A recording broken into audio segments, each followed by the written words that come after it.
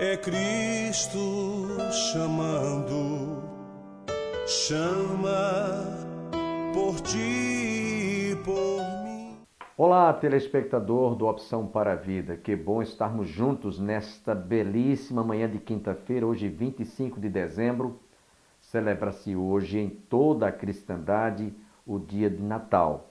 Muitas famílias se preparam para realizar a ceia do Natal, onde se lembra para aquele momento de comunhão, de confraternização.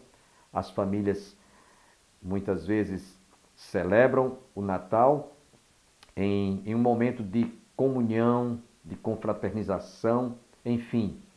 Natal celebra-se também recebendo e doando presentes. Talvez você já tenha recebido ou ainda venha a receber um presente. Mas as pessoas se esquecem de receber o maior de todos os presentes, que foi dado por Deus. João 3,16 nos diz: porque Deus amou o mundo de tal maneira que deu o seu Filho unigênito para que todo aquele que nele crê não pereça, mas tenha a vida eterna. Esse é o presente de Deus para toda a humanidade. E lamentamos porque muita gente rejeita esse presente enviado e dado por Deus. Portanto, nesse dia do Natal, hoje, à noite, logo mais às 20 horas, você está convidado a participar do último Natal. É o tema, é o título da nossa dramatização, em que nós estaremos apresentando em nossa igreja, mostrando a maneira como o mundo celebra, como homenageia o Natal, em que se exalta a figura do Papai Noel, que roubou a cena do aniversariante, que roubou a cena do protagonista desta festa tão bela que é o Natal. Então você está convidado hoje a participar desta dramatização em nossa igreja, Igreja do Calvário, situada às margens do Açude e Velho, confluência com o Parque da Criança. Quero também deixar agora o provérbio do dia, Provérbios, capítulo 16, o versículo 25. Há caminho que parece direito ao homem, mas o seu fim são caminhos de morte. Você guarda este provérbio no seu coração. Há muita gente que está durante esses dias programando a sua vida para celebrar festa de fim de ano, Réveillon. Há caminhos que ao homem parece direito, mas o final deles são caminhos de morte. Porque a gente sabe que muita gente nesse período bebe e vai dirigir o seu automóvel de forma irresponsavelmente, e tira a vida dele e de outros. Então, o caminho para alguns, é como diz aqui Provérbios, há caminhos que ao homem parece direito, mas o final deles são caminhos de morte. Guarde este provérbio do dia, que ele seja uma advertência, sirva de uma sinalização para o seu coração. Hoje estaremos ouvindo a primeira parte de uma mensagem ministrada pelo pastor, orador, conferencista das comemorações do aniversário da nossa igreja, Tomás Magno. Ele é pastor em Pernambuco, da igreja em Santa Cruz do Capibaribe. Ele foi um orador, pregou pela ocasião do aniversário da nossa igreja. Ele estará pregando hoje a primeira parte desta mensagem. Eu espero que você seja profundamente enriquecido e abençoado. Fiquemos, portanto, com a primeira parte desta mensagem.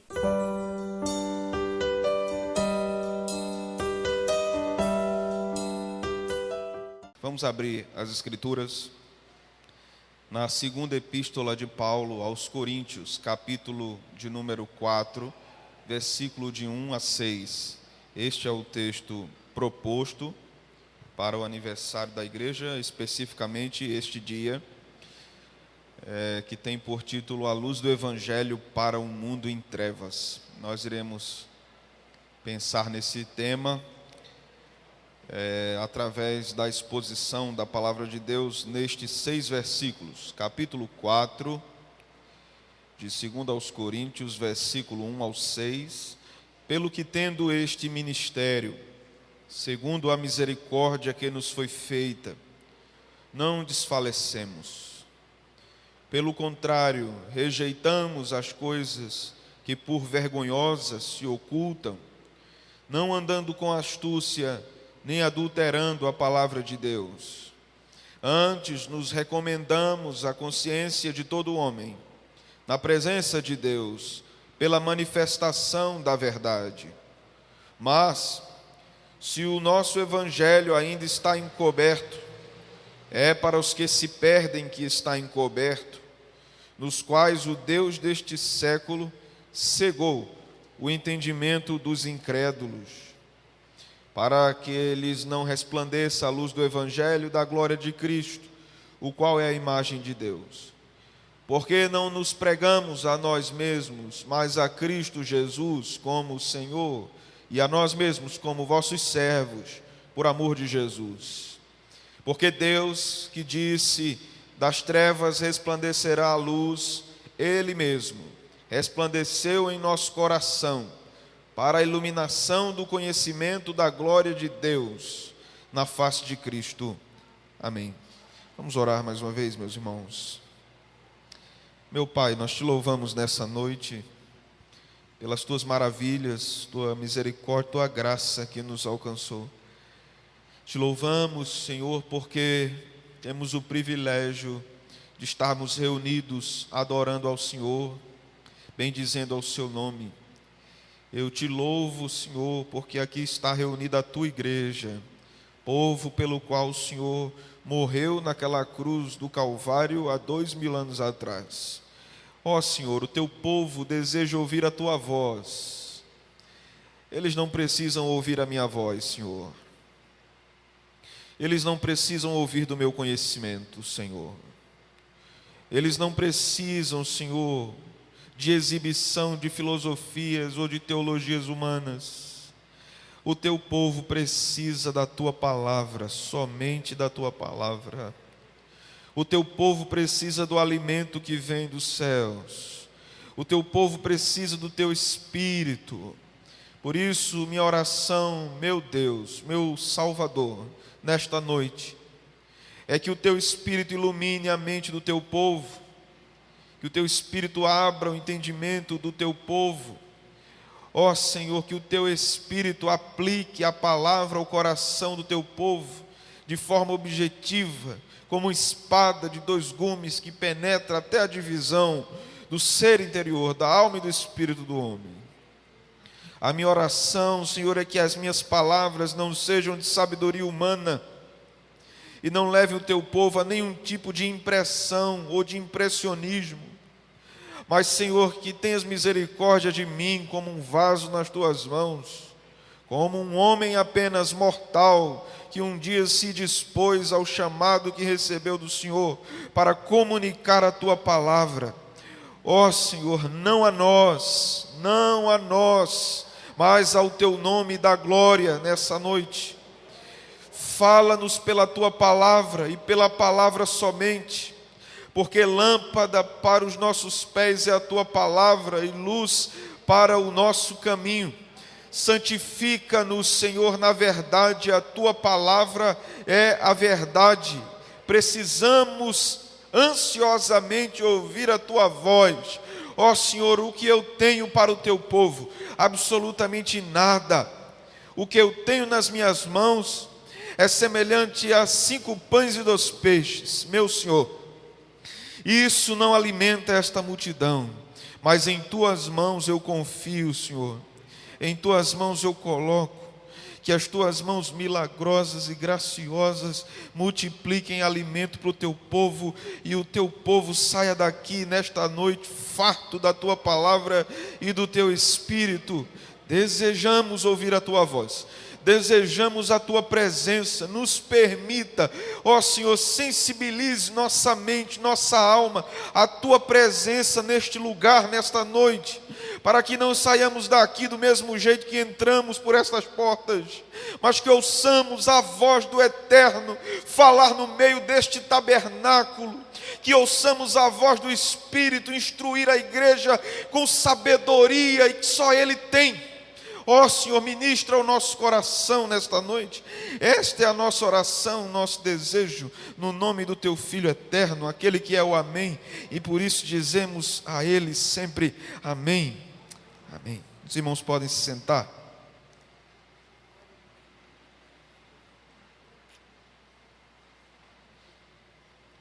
Meus irmãos, eu louvei a Deus quando me debrucei sobre esse texto para estudá-lo, para pregar nessa noite aqui. Este é um texto glorioso que trata de um assunto glorioso. O capítulo 4 de 2 aos Coríntios, versículo 1 ao versículo 6, trata do Evangelho.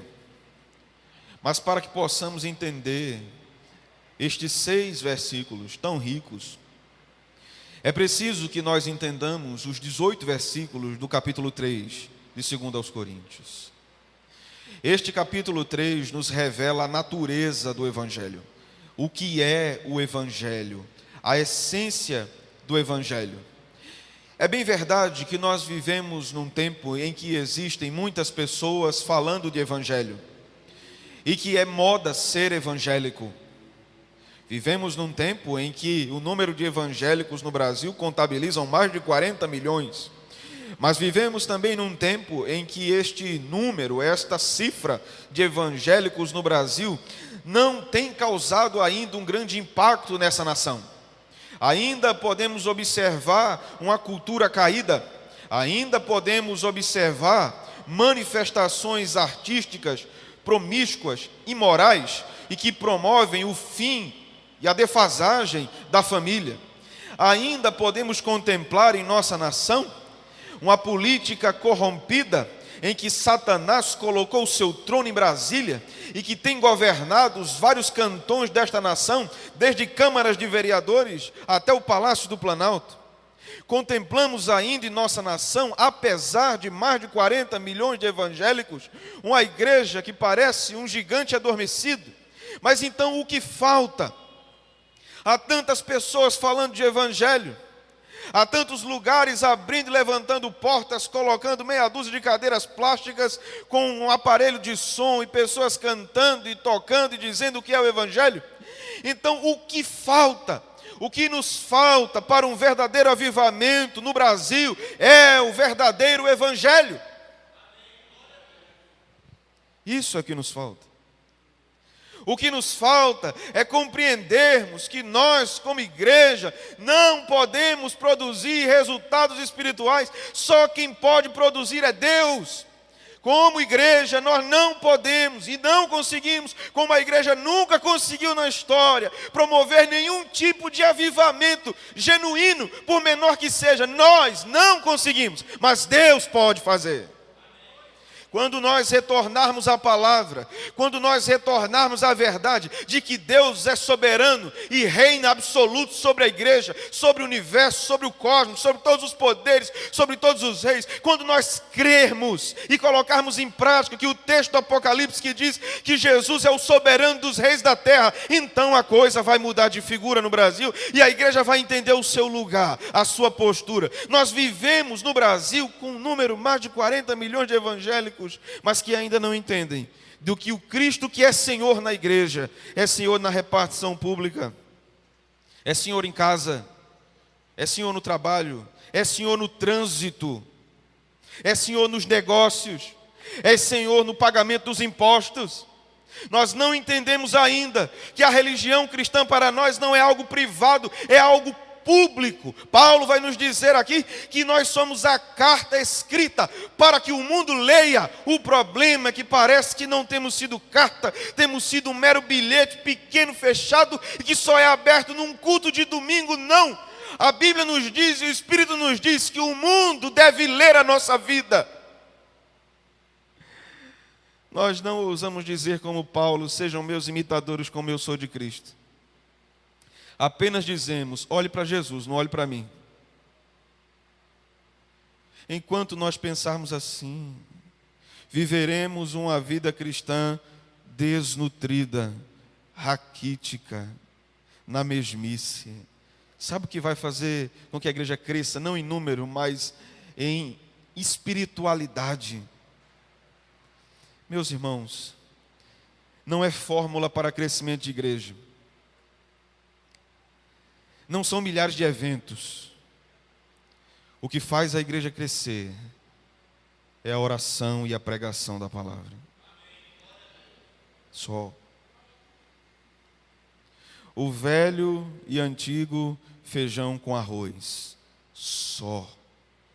A igreja marcha de joelhos. A igreja cresce com a palavra aberta diante dos seus olhos, aprendendo como bereanos, dizendo: isso aqui está na palavra, isto aqui não está na palavra. Vamos ver o que Paulo diz. Vamos começar pelo capítulo 3. Prometo que não irei me demorar, daqui para 00:30 nós terminamos esta exposição. Capítulo 3, o apóstolo Paulo nos diz algumas coisas a respeito da lei e a respeito dos judeus. Depois o apóstolo Paulo vai falar com respeito ao evangelho e aos gentios, no capítulo 4. O apóstolo Paulo vai falar de um véu que está posto sobre a vista dos judeus e que os impedem de enxergar Cristo.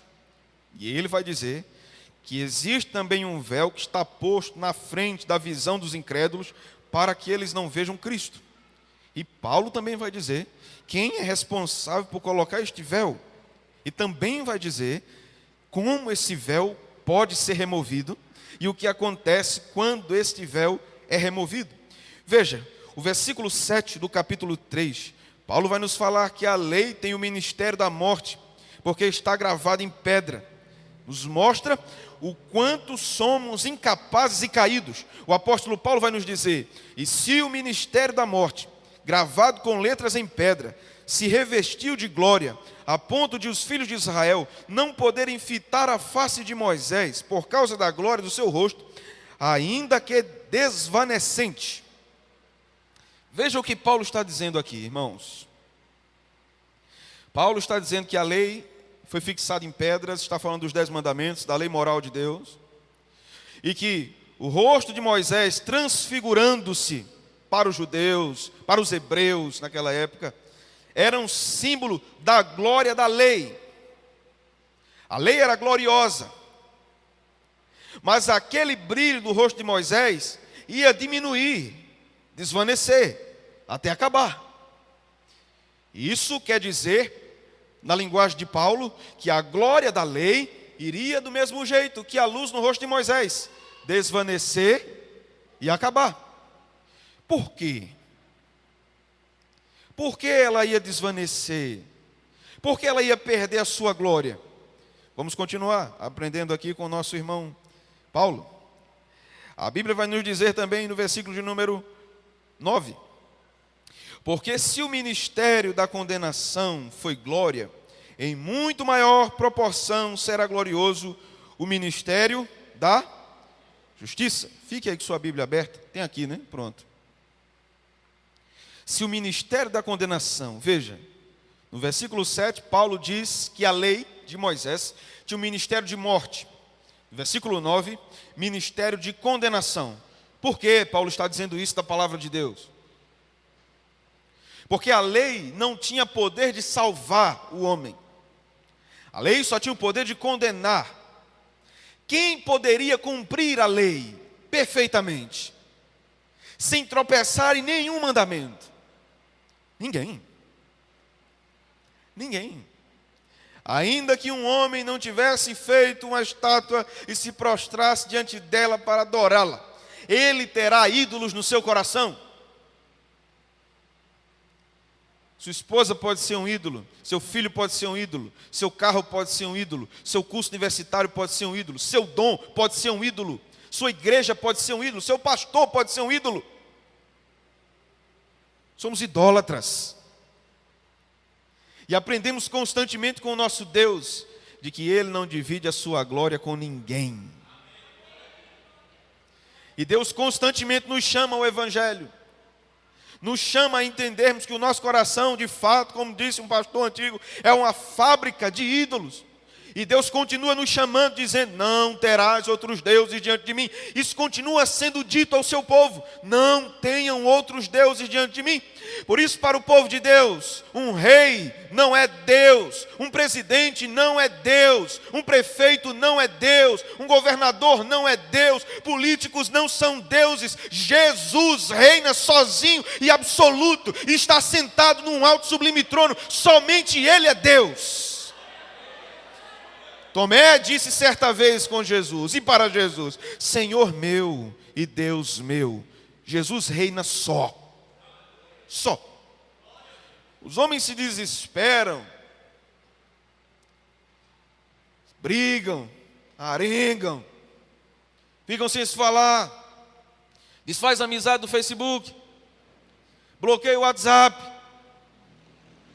cancela o Instagram, por causa de poderes terrenos. Meus irmãos, Jesus está no trono, Ele não saiu do trono. Esses dias vivemos grande euforia no cenário político brasileiro, de várias áreas, de várias posições. Só o que vinha na minha mente era o capítulo 6 de Isaías. No ano da morte do rei Uzias, Isaías disse: eu vi o Senhor assentado num alto e sublime trono. O rei Uzias morreu, mas o rei dos reis continua no trono. Isso precisa ser entendido.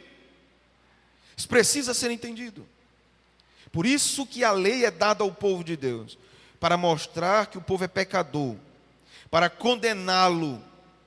A lei não pode salvar, a lei só pode condenar. Veja o versículo 14 do capítulo 3.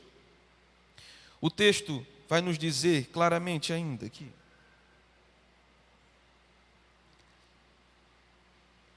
Mas os sentidos deles se embotaram, pois até ao dia de hoje, quando fazem a leitura da antiga aliança, o mesmo véu permanece, não lhes sendo revelado que em Cristo é removido. Veja o versículo anterior, versículo 13. E não somos como Moisés, que punha véu sobre a face, para que os filhos de Israel não atentassem na terminação do que desvanecia. Então, o véu estava no rosto de Moisés para que o povo não visse claramente que a glória do rosto do seu líder estava diminuindo. Então, no versículo 14, Paulo vai dizer que os judeus ainda estão assim, com os sentidos embotados. A ideia aqui é a visão deles está fechada.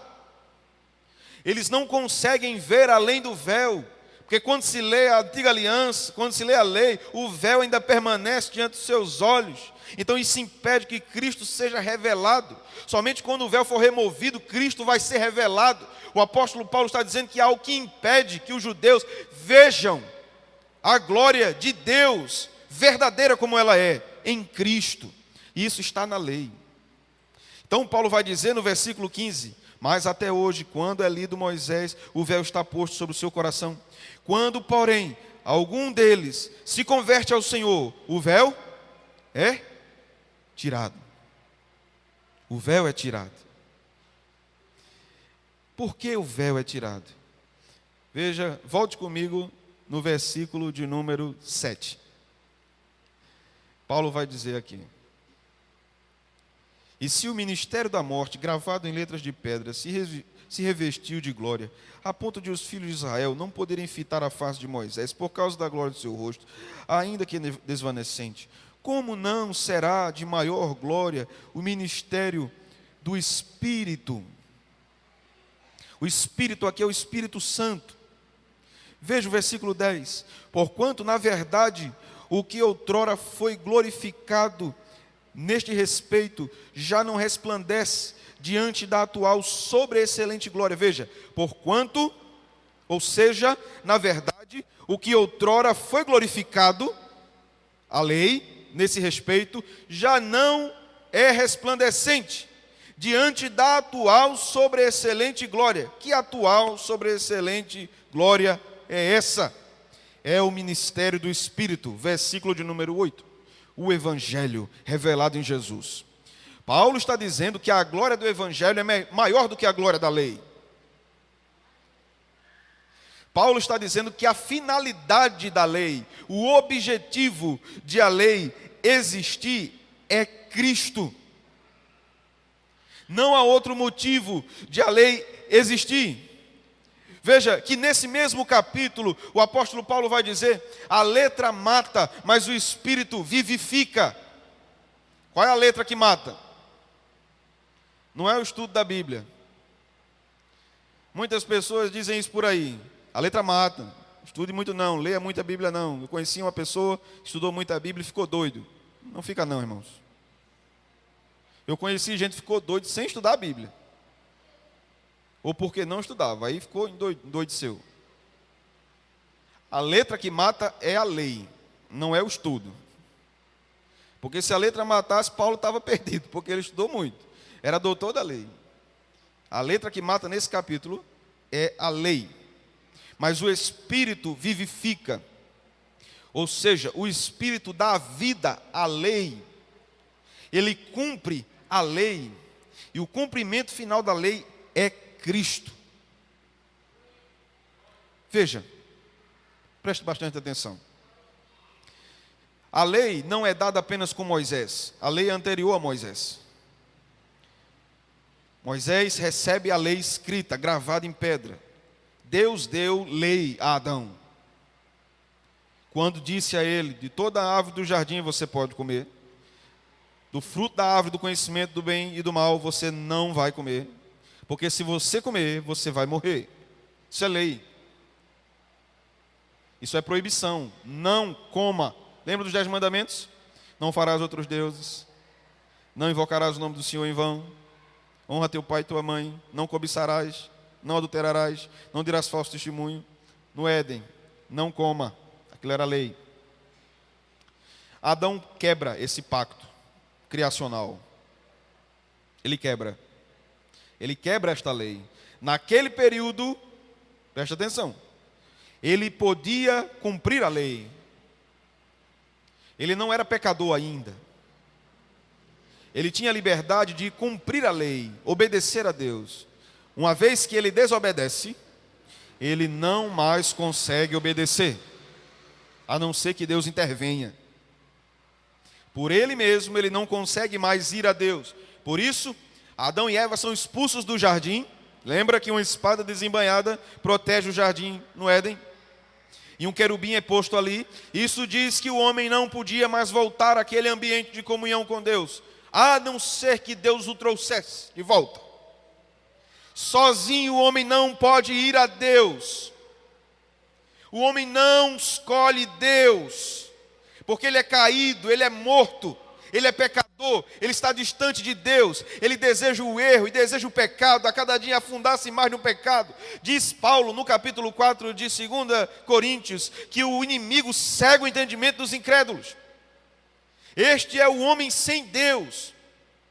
Espero que você tenha sido abençoado e também compreenda o motivo pelo qual temos que fazer esta abrupta interrupção. É que o nosso tempo acabou. Você está convidado amanhã a continuar ouvindo o pastor Magno trazendo a continuidade desta mensagem.